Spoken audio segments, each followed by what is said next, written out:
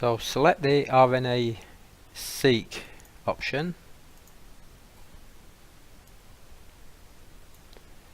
import both the gene and the meta file.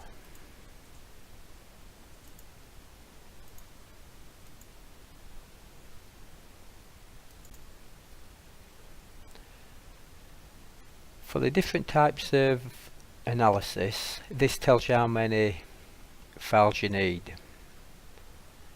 So for the Rtsne, you either need 0 or 1. To choose 0, click on the clear selection, and this just means that you can actually load up a VGAS Rtsne file which has been saved after you've done the analysis with the gene and the metadata file. Or select the single gene and metadata file and select the analysis. Here you need to put in the parameters. So XY just gives you the plot on the XY plane. XYZ gives you two plots, one on the XY plane and one on the XYZ.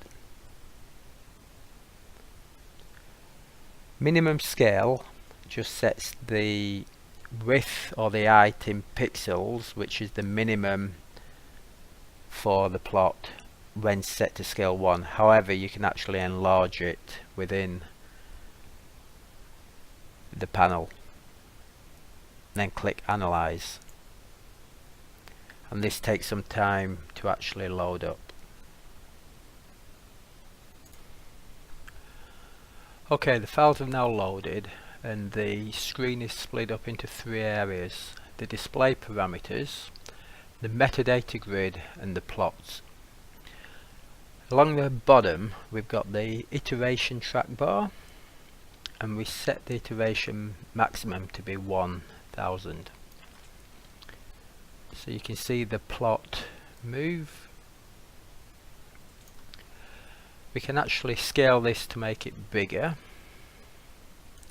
We can make the points bigger.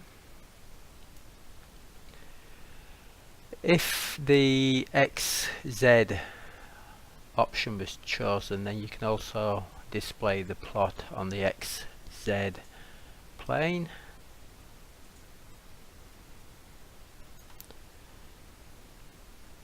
You've got the 0 axis. You can change the background color and you can set the iteration range.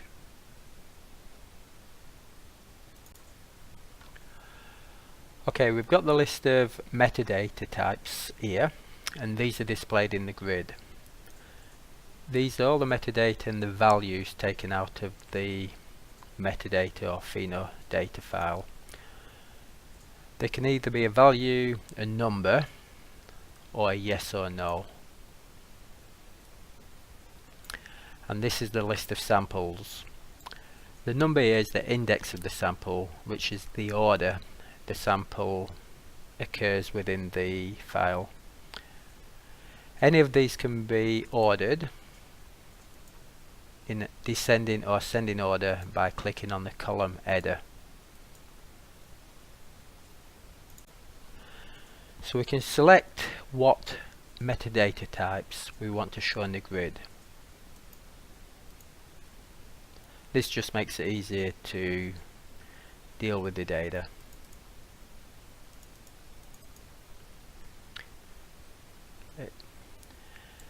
And using the grid colouring options here, we can colour the grids which then pass across to the points. So we've got two options. We can colour by the colour within this picture box, or we can use heat map colours. And to colour, we just select any columns for the rows. So we could go like that, and we set, and these are set to green. So say if we're going to set all the CD137 positive samples to green, and we'll set all the negative to red.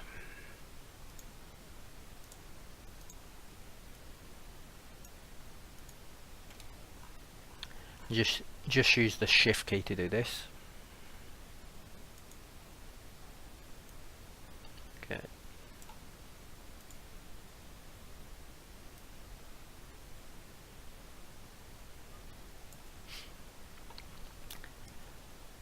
Then within the sample display options we can then set the grid colors. So you've got options for setting the point colors. If you tick the grid colors, then these colors will be used. You can also set the point size, or if you decide not to use the grid color, you will use this color here.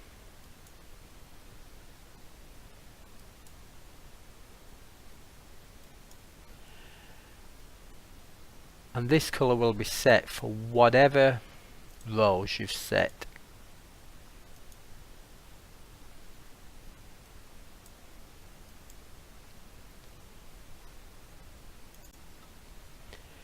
You can also set a border color. This is the border size. So if you choose a border of say black, we've selected border, then these get a black border.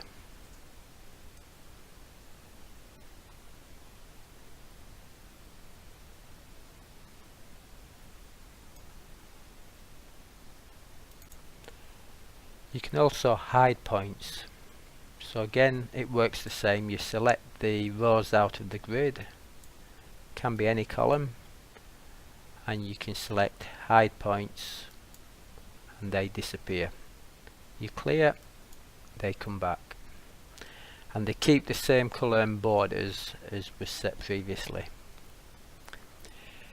You can clear the grid colours, the points and the borders, by clear, and this sets them back to the beginning.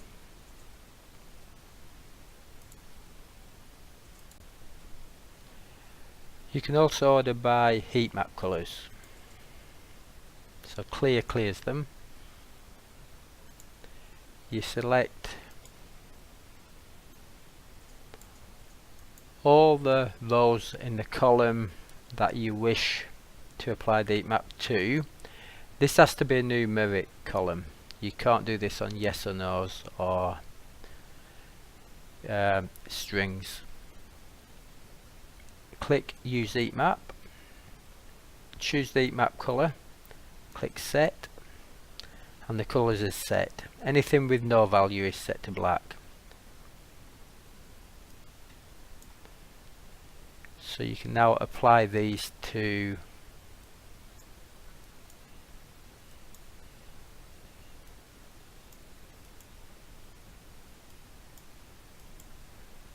sometimes these look better with a dark background, so if you change the background color.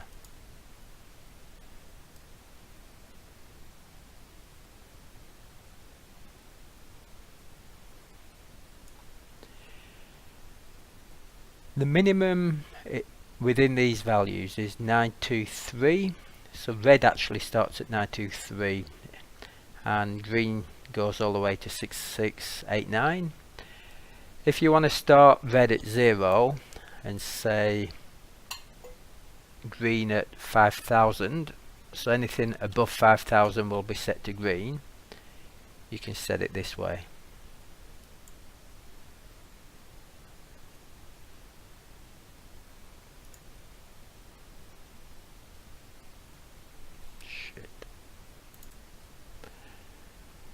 You can also use heat map colors to color the points.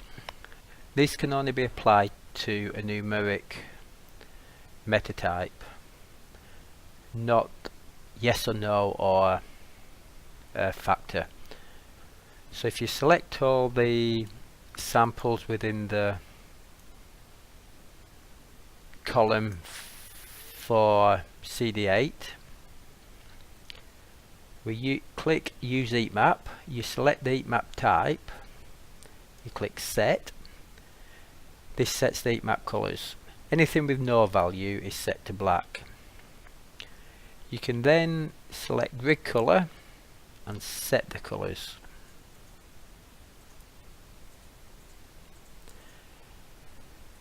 Sometimes these stand out with a slightly darker background.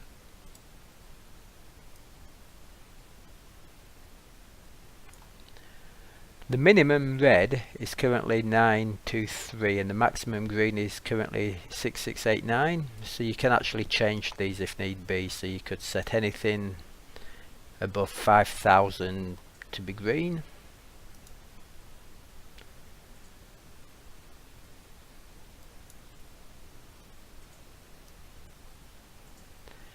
And you can also set borders on these. So if we set all the CD137 positive samples to have a coloured border,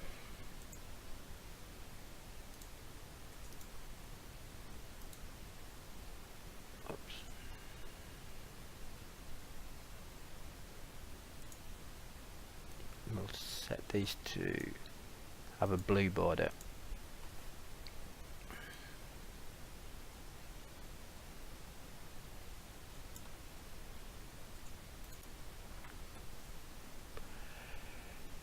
You can actually play the movie, the iterations from 1 to 1000 by pressing the play button.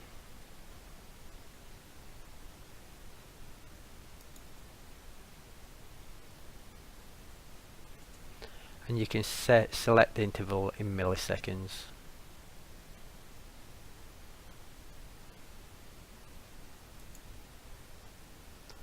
Or you can pause it and you can play it backwards. Or you can just do it manually by the track bar.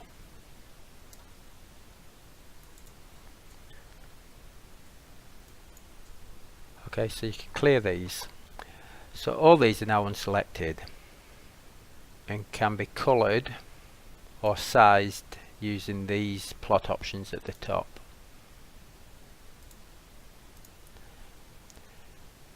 Then anything which is selected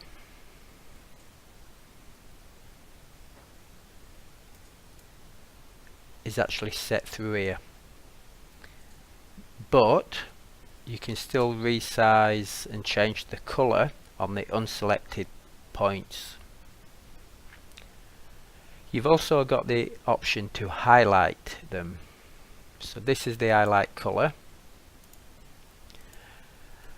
and there's various ways you can highlight points. You can click on a single point to highlight, or you can drag a square around a number of points. If you click on a point which is already highlighted, it just deselects it, unhighlights it. If you double click on the left mouse button, it clears them.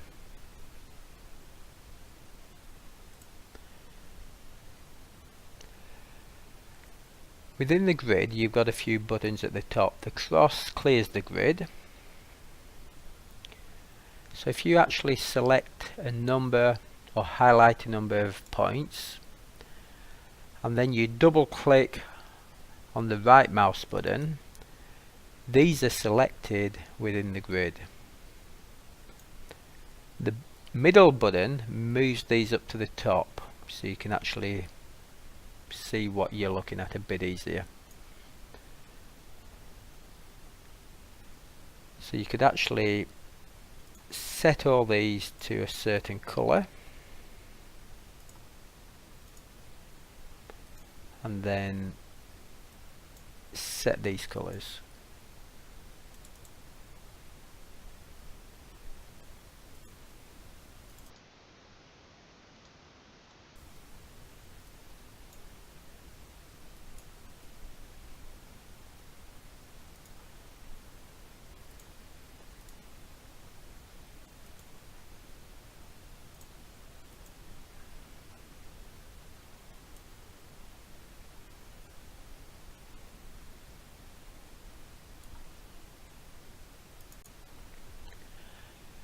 You can also highlight samples within the grid.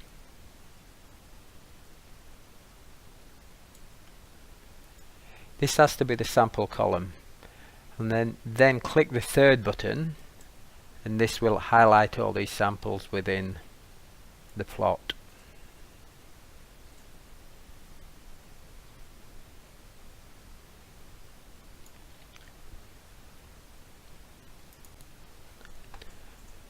So you can use all these colouring and sizing display options to display the points and the samples as you wish.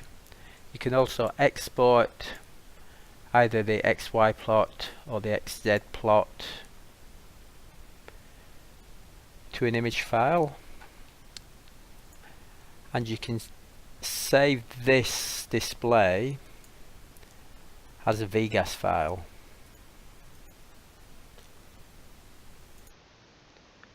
Which then can be loaded up, and you will get exactly the same display. This speeds it up so you don't have to run all the data through R each time.